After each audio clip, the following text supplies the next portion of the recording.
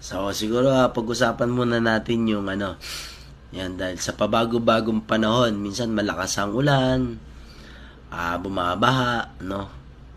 Di kaya niyan, sinisipon. Dahil sa pabago-bagong panahon. O ito, ma-encounter natin to sa kalsada. May mga pagkakataon na may mga baha na pwede nating madaanan sa kalsada. So sa mga four wheels or mga two wheels na merong bahang dadaanan, lalo na dun sa mga hindi pa nakaka-encounter, yung tubig, pumipigil yan ng ating mga gulong.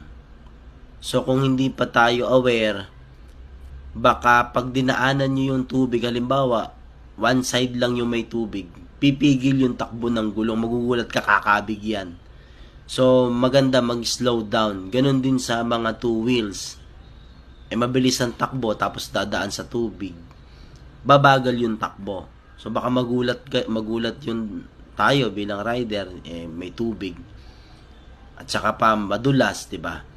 So, biglang kakabig. So, maging maingat tayo. Tapos, pagka naman nabasa ang gulong, mababasa ang brake, hihina ang brake. So, ingat palagi sa mga baha.